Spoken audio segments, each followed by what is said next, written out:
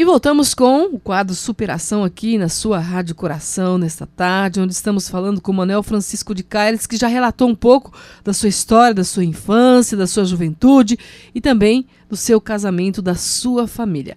Agora, Caires, você queria uma pessoa que participasse da igreja, que tivesse a mesma característica sua.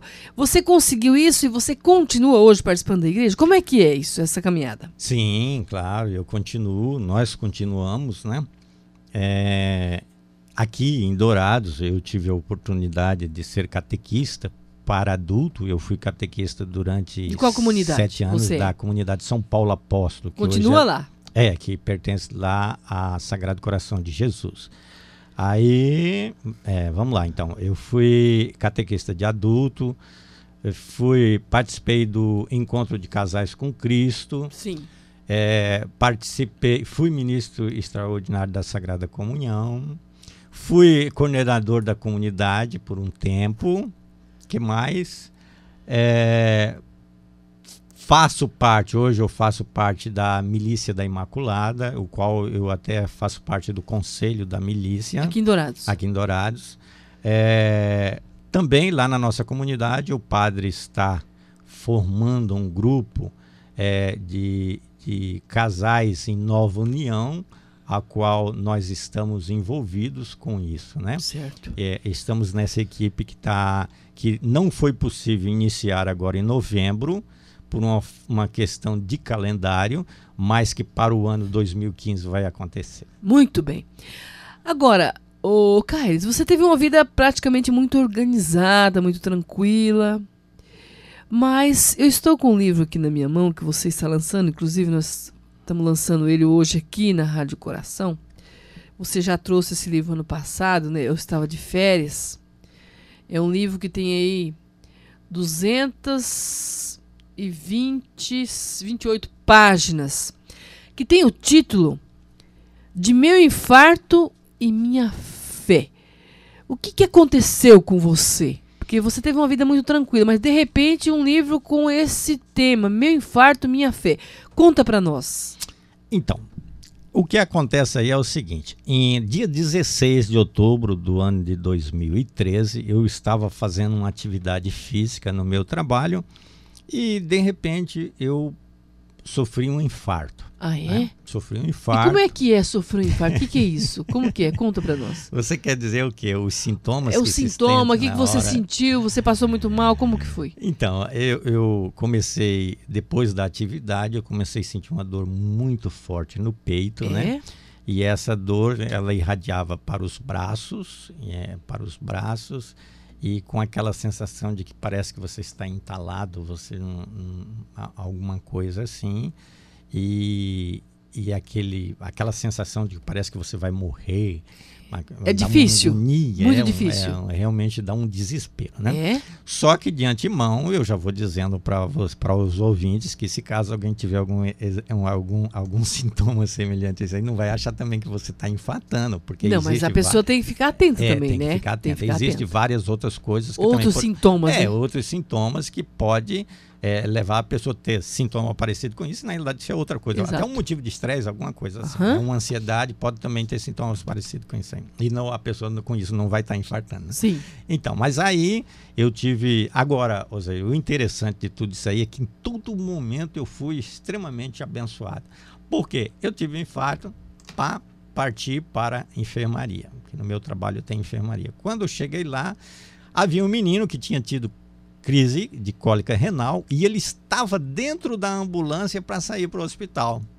Aí, na hora que o médico me viu, ele falou: olha, você está infartando. Aí já me jogou dentro da ambulância e falou: entra aí que você vai para o hospital.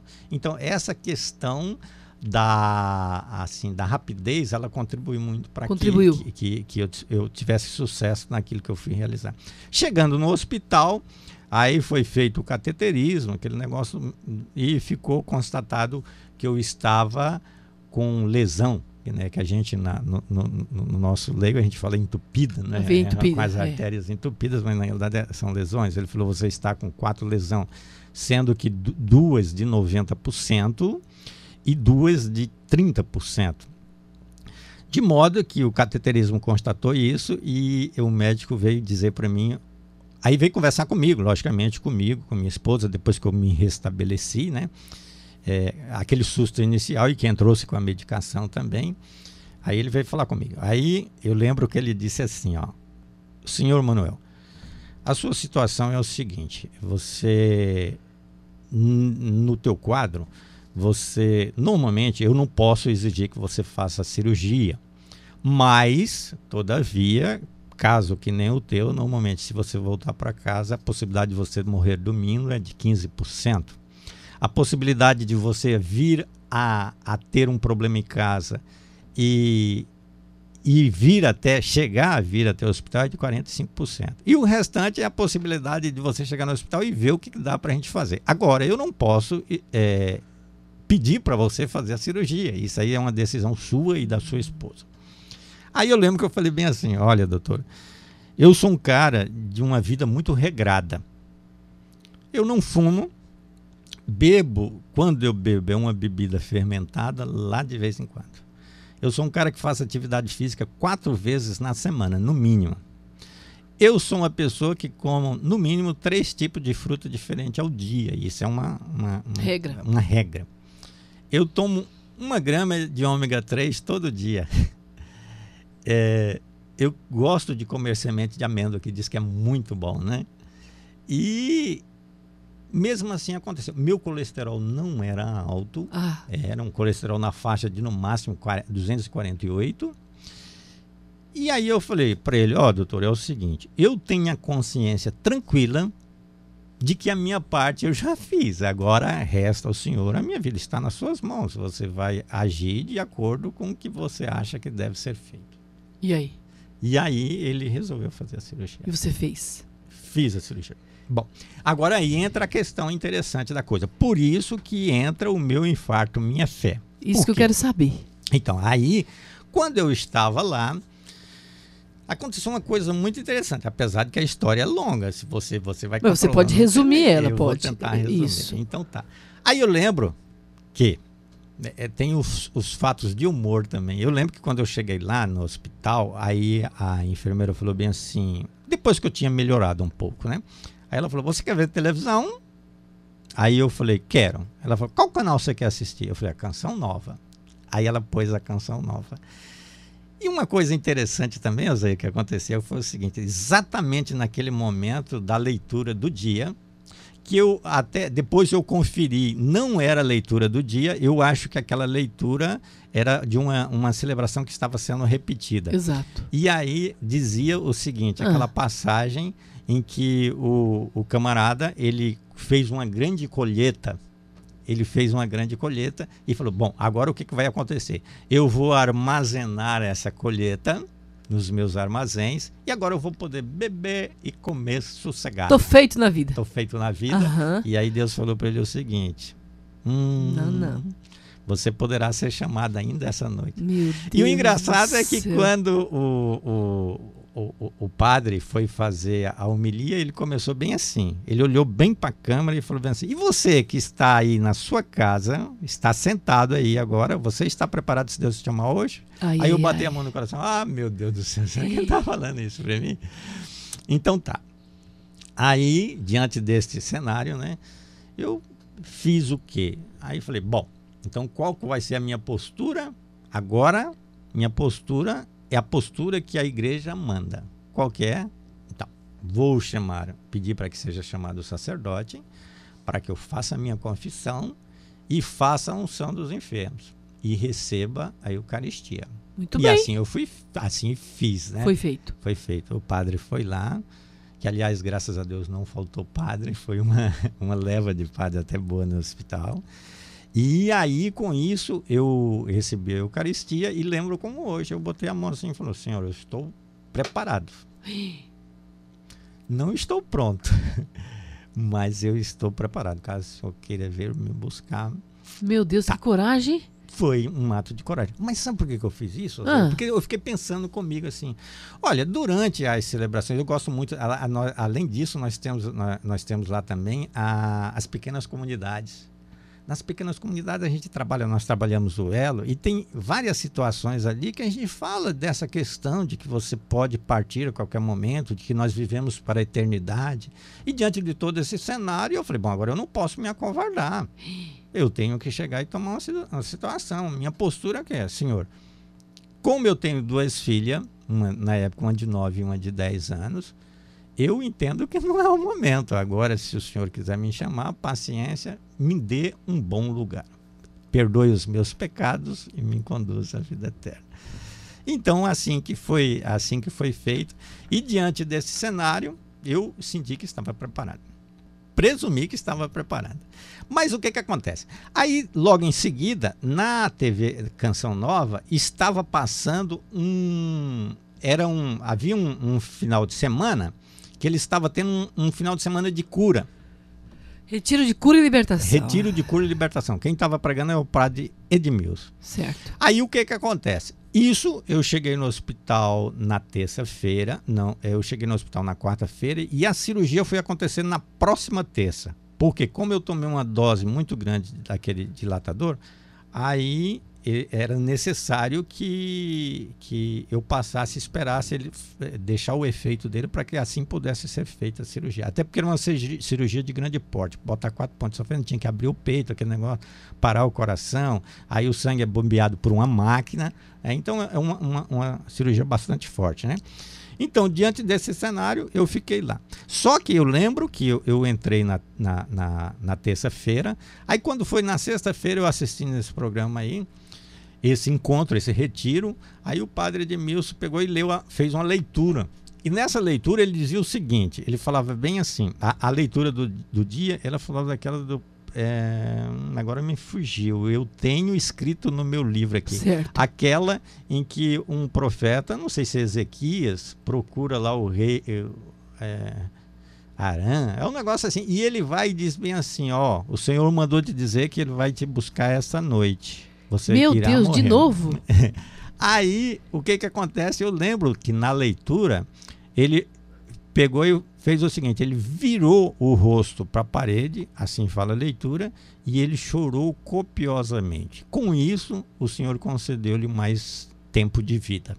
E o padre Edmilson, ele falou que ele havia há 11 anos atrás, daquele dia, eu lembro bem essa data, ele falou que há 11 anos atrás, ele havia tido um acidente que ele acredita que Deus fez com que ele sobrevivesse.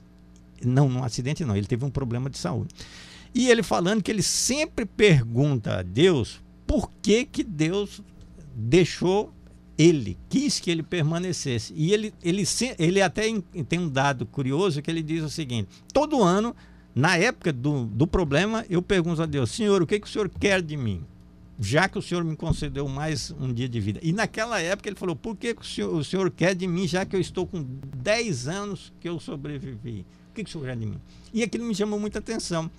Aí ele falando, já que o tema, o retiro, era o poder da cura, aí ele falando como que a oração ela tem a capacidade de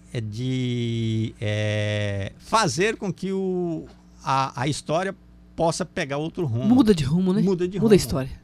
Aí eu comecei a prestar atenção naquele. E o retiro, eu assisti todo o retiro. E o retiro era sempre em parte em leitura bíblica que falava sobre essa questão. Meu Deus. Aí, paralelamente, o que aconteceu isso?